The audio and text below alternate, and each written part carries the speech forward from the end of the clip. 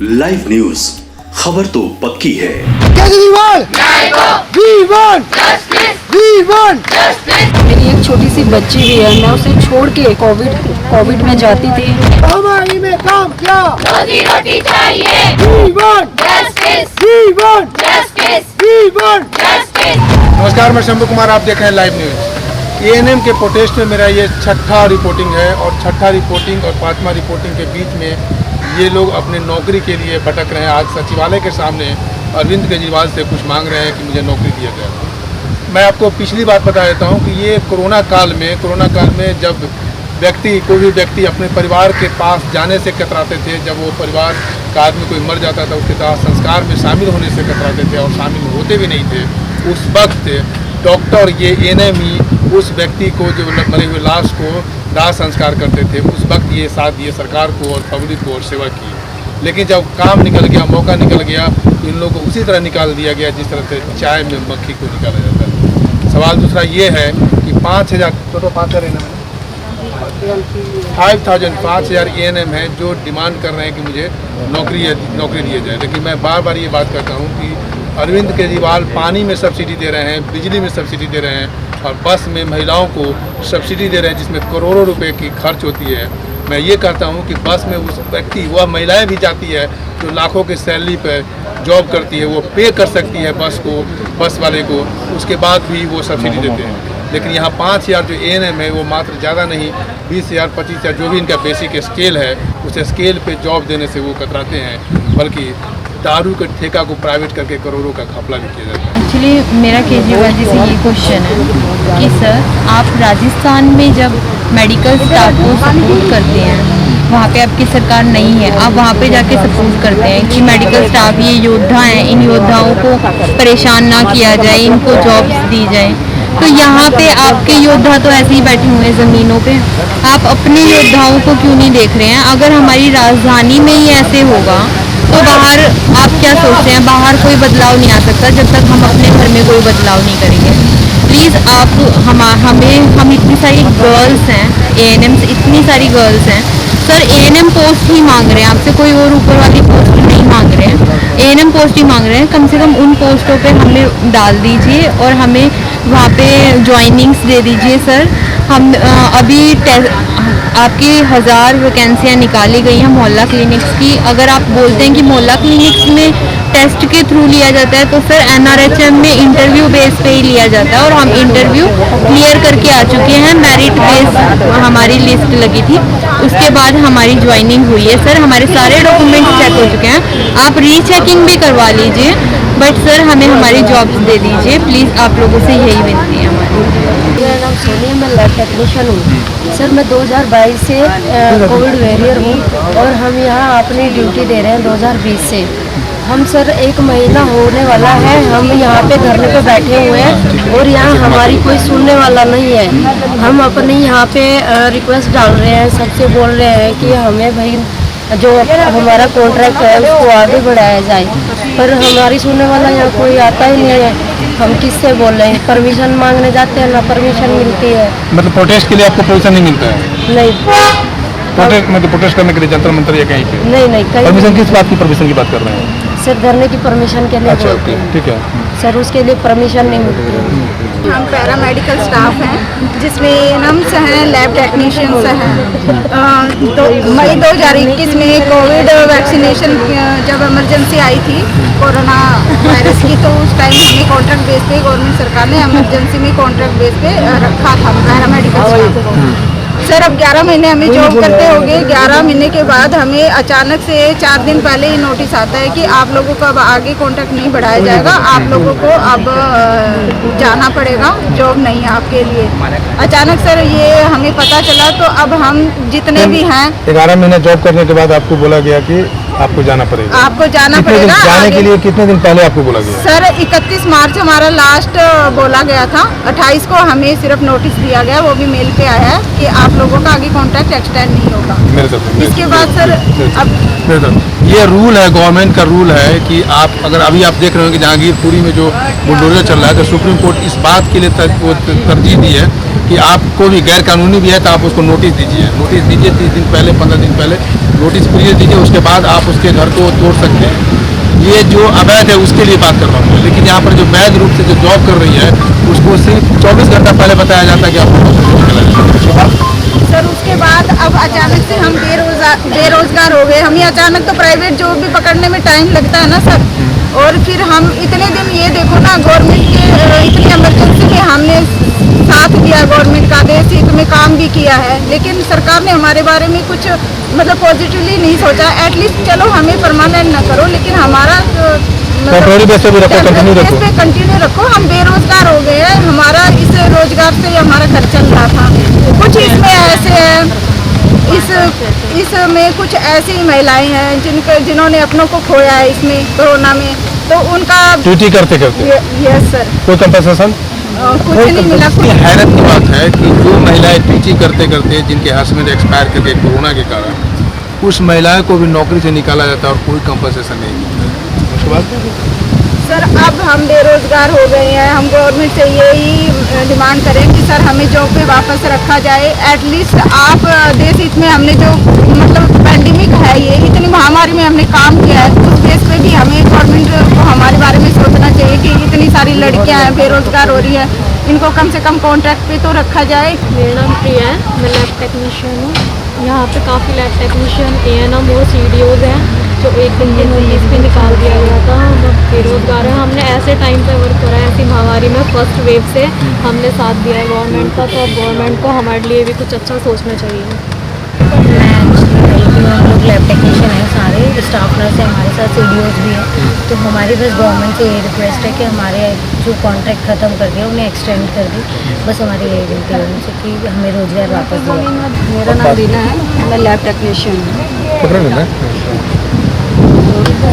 Corona महामारी में हमने इतना काम किया। मेरी एक छोटी सी बच्ची भी है, मैं उसे छोड़ के कोविड में जाती थी, सबका इलाज करती थी। फिर भी अपने घर में आने में मुझे बड़ी दिक्कत होती थी कि मैं कैसे जाऊं घर पे, बहुत दिक्कत। हमारे पेरेंट्स भी थे, सभी थे, हमने बहुत परेशानी से ये काम किया, पर केजरीवाल और जो भी अन्य सदस्य हैं कोई काम नहीं कर रहे हैं हमारे। हम इतने दिन से धरने पे बैठे हुए हैं। मैं यही कहना चाहती हूँ कि हमारा प्लीज़, हमें परमानेंट नहीं करा जा रहा है तो कॉन्ट्रैक्ट के बेस में ही हमें रखा जाए। हमारे पास कोई भी स्टेट से ऑर्डर नहीं आता है। 31 मार्च को इवनिंग में अप्रॉक्सीमेटली 7:30 के समथिंग हमारे CDMO के साइड से एक नोटिस आता है कि आप लोग को जो है 1 दिन के रेस्ट पे रहें, फर्दर ऑर्डर करते हैं। फिर नेक्स्ट डे 1 तारीख को इवनिंग में एक मैसेज आता है, ऑर्डर आता है हमारे पास कि जब तक कोई फर्दर ऑर्डर नहीं आता है रिटर्न में, तब तक आप लोग रेस्ट पे रहिए। रेस्ट पे रहते रहते हम लोगों को 10 दिन निकल गए। हम लोगों का कोई भी ऑर्डर नहीं आया कि डिसकंटिन्यू किया गया है या कंटिन्यू किया गया है। ठीक है, तो हमारा यही है कि केजरीवाल सर जो है उनसे यही रिक्वेस्ट है कि हम लोगों का जो ऑर्डर है वो जल्द से जल्द निकालें। आप भी देख रहे हैं कोविड दोबारा से बढ़ रहा है। ठीक है, कल भी 600 के समथिंग केस आए थे और आज भी बढ़ ही रहे हैं केसेस। तो हमारी रिक्वेस्ट है उनसे कि जल्द से जल्द हमारा जो कॉन्ट्रैक्ट है वो रिन्यू करके हम लोगों को दोबारा से बैक टू वर्क करें। और हम लोगों को परमानेंट नहीं कर सकते तो कोई बात नहीं है। मैंने देखा है बहुत से डिपार्टमेंट हैं जिस पे CDOs, उनके पास एक हेल्थ डिपार्टमेंट ही नहीं है। बहुत सी जगह ऐसी हैं जहाँ पे CDOs की जॉब हैं, वैकेंसीज हैं, तो हमको परमानेंट ना करके वो कॉन्ट्रैक्ट बेस कर दें। हमने इस महामारी में अपनी तरफ से बढ़ चढ़ के काम किया। जब एक आदमी दूसरे आदमी को नहीं छोड़ना चाहता था तब हमने काम किया, और हमने अपनी सेहत की परवाह नहीं करते हुए हमने अपना काम बढ़ चढ़ के किया। लेकिन एकदम से सरकार को जब तक जरूरत थी वो हमारा कॉन्ट्रैक्ट बढ़ाती गई बिना हमारी परमिशन के। लेकिन जब उन्हें जरूरत नहीं थी तो उन्होंने हमें हटा दिया। 24 घंटे का इंटीमेशन था सर, 24 घंटे, ये कोई बिल्कुल अनैतिक है, कहीं से भी जायज़ नहीं है ये कि आप एक दिन पहले बताओगे कि भी आपको कल से नहीं आना है, तो वे कम कहाँ जाएंगे। ऐसे नहीं करना चाहिए ना, कम से कम 1 महीना पहले, या फिर हमें बताना चाहिए कि भी देखो आपकी आगे हमें जरूरत नहीं है। और उससे देखो अभी भी जरूरत है उनको, महामारी फिर से बढ़ रही है, केसेस फिर से बढ़ रहे हैं। तो हमें हमारी गवर्नमेंट से यही रिक्वेस्ट है कि हमें डेली बेसिस पे या कॉन्ट्रैक्ट में NHM पे कहीं भी रख सकते हैं और उन्हें ज़रूरत भी है, तो उनसे यही रिक्वेस्ट है कि उन्हें हमें रखा जाए। मैं केजरीवाल से ये पूछना चाहती हूँ कि हम लेडीज़ों को क्या किया ऐसा जो हमें इस टाइम पे यहाँ पे बेरोजगार कर दिया है। हमारे छोटे छोटे बच्चे हैं, उनको हमने छोड़ करके ड्यूटी की है, और आज हमें अपने बच्चों को पालन पोषण करने के लिए जब सैलरी की जरूरत है, जब जॉब की जरूरत है, तो उन्होंने हमें रोड पे लाके खड़ा कर दिया। हम अपने बच्चों को कैसे परवरिश कर पाएंगे, कैसे उनको हम अच्छी एजुकेशन दे पाएंगे, कैसे हम उनकी पढ़ाई पे, उनके पालन पोषण पे, उनके खाने पीने पे हम कैसे ध्यान दे पाएंगे जब हमारे पास हमारी जॉब ही नहीं होगी, हमारे पास सैलरी नहीं होगी। और सैलरी भी देते थे तो हमें क्या सैलरी मिलती थी उस टाइम? कुछ भी सैलरी नहीं थी। अगर हम बाहर कुछ लेने जाते हैं तो वो सैलरी तो हमारी उसी में ही चली जाती है। आज इतनी महंगाई कर दी है केजरीवाल जी ने, आज इतनी महंगाई हो चुकी है दिल्ली में कि आम आदमी 1 किलो दूध लेते हुए भी डरता है कि हम कैसे पियेंगे, उसको कैसे लेंगे। तो मैं यही चाहती हूँ केजरीवाल जी से कि हमें परमानेंट किया जाए या फिर डेली बेसिस पे हमारी ड्यूटी हमें वापस दी जाए। केजरीवाल सर से यही रिक्वेस्ट है, हमें हमारी जॉब वापस दी जाए। हमारे फैमिली मेंबर में 1 पर्सन ही थे हम कमाने वाले, और हमारे बच्चे भी हैं। केजरीवाल सर ने पंजाब में इलेक्शन टाइम ये टैंकियों के ऊपर चढ़े हुए लोगों को, टीचर्स को, कोविड वॉलंटियर्स को खुद उतारा नीचे, हमारी सरकार आएगी हम देंगे, तो हमारी राजधानी में हमें बेरोजगार कर दिया। प्लीज़ केजरीवाल सर हमें देखें, हमारे पे ध्यान दें और हमारी जॉब जल्दी से जल्दी वापस दें। हमारी ना 8 तारीख को DDMA की मीटिंग हुई थी, जिसमें हमारे लिए बोला गया था कि जितने भी आउटसोर्स वाले कोविड वॉरियर्स फ्रंटलाइन वर्कर्स हैं उन सबका कॉन्ट्रैक्ट एक्सटेंड होगा। 12 तारीख को लेफ्टिनेंट गवर्नर सर का हमारे पास ऑर्डर आता है, जिसमें अभी सर ने साइन किया है कि 3 महीने का कॉन्ट्रैक्ट एक्सटेंड हो गया 30 जून तक का, बट अभी तक उसकी ज्वाइनिंग नहीं मिली। और जिस डिपार्टमेंट में, जिस डिस्ट्रिक्ट में उसकी ज्वाइनिंग हुई है, वहाँ से भी लेटर्स आ गए कि अब उन्हें हटाया जाएगा।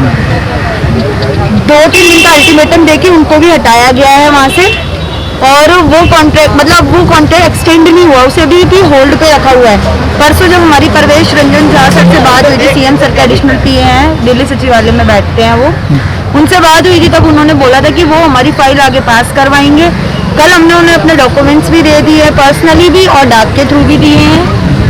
अभी तक कोई रिजल्ट नहीं आया। डॉक्यूमेंट देने का जो सबको जो रिवार्ड मिला है, हाँ, उसकी हमारे पास डाक नंबर है हमारा 2433। नहीं, वहाँ से कुछ रिवार्ड मिला है? अभी तक कुछ नहीं, अभी कोई मेल नहीं आया, कोई रिस्पांस नहीं आया। परसों जब हम IP स्टेट थाने में थे तब भी हमने CM हाउस में, मतलब CM के पास अपनी एप्लीकेशन भिजवाई है, उसकी भी सिर्फ रिसीविंग मिली, अभी तक कोई कॉल या कोई अपॉइंटमेंट नहीं मिली। मतलब ना तो ऊपर जो हेड में डिपार्टमेंट है वो हमसे मिलना चाहता और ना हमें अपने पास मिलने आने देना चाहता। हमारे 3 IP स्टेट थाने में हमसे SHO सर ने बोला कि हमारे केस, मतलब जो भी FIR हुई है वो सब नहीं होगी, आपकी फाइल हाइड रखी जाएगी।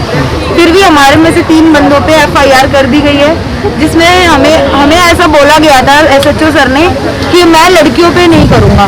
तब हमने उनसे बहुत रिक्वेस्ट की, मिन्नती की कि जब हम पे नहीं हो रहा तो लड़कों पे भी ना हो, क्योंकि हम सब एक ही डिपार्टमेंट में हैं और सब एक ही है, इक्वल है।